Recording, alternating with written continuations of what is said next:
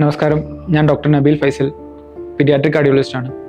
Paediatric cardiology എന്നാൽ കുട്ടികളുടെ ഹൃദ്രോഗ വിഭാഗം. നമ്മൾ പീഡിയാട്രിക് കാർഡിയോളജിയിൽ നമ്മൾ ചികിത്സിക്കുന്ന രോഗങ്ങളെന്ന് പറഞ്ഞു കഴിഞ്ഞാൽ കുഞ്ഞുങ്ങളിൽ ജന്മനാ ഉണ്ടാകുന്ന അസുഖങ്ങളാണ് കൂടുതലും ചികിത്സിക്കുന്നത്. അതിൽ പ്രധാനപ്പെട്ട അസുഖങ്ങളാണ് ഏട്രിയൽ സെപ്റ്റൽ ഡിഫക്റ്റ് അഥവാ ASD, വെൻട്രിക്കുലർ സെപ്റ്റൽ ഡിഫക്റ്റ് അഥവാ VSD, പേറ്റന്റ് ഡക്ടസ് ആർട്ടീരിയോസസ് അഥവാ PDA. ഇവ നമ്മുടെ മുന്നിലേക്ക് വരുമ്പോൾ കുട്ടികളിൽ ഉണ്ടാകുന്ന ലക്ഷണങ്ങൾ എന്താണെന്ന് വെച്ചാൽ കുട്ടികൾക്ക് തൂക്കം കൂടാനുള്ള ബുദ്ധിമുട്ട്, ശ്വാസം മുട്ടൽ, അതുപോലെ പാല് കുടിക്കാനുള്ള ബുദ്ധിമുട്ട്, കൂടെ ന്യൂമോണിയ പോലെയുള്ള അസുഖങ്ങൾ വരിക, ഇങ്ങനത്തെ ലക്ഷണങ്ങളായിട്ടാണ് വരിക.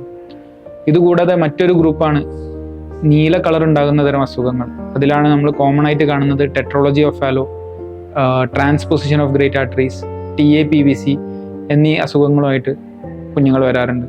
അതിൽ തന്നെ വളരെ സീരിയസ് ആയിട്ട് ജനിച്ച ഉടനെ പ്രസന്റ് ചെയ്യുന്ന അസുഖങ്ങളിൽ പെട്ടതാണ് transposition of great arteries, TAPVC എന്ന് പറഞ്ഞ അസുഖങ്ങൾ. ഇവ കൂടാതെ വാൽവുകളിൽ ഉണ്ടാകുന്ന ചുരുക്കം, ലീക്ക് എന്നിങ്ങനെ അസുഖങ്ങൾ കുഞ്ഞുങ്ങളിൽ കാണാറുണ്ട്.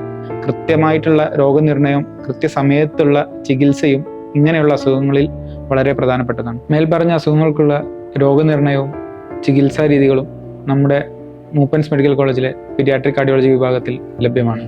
Thank you.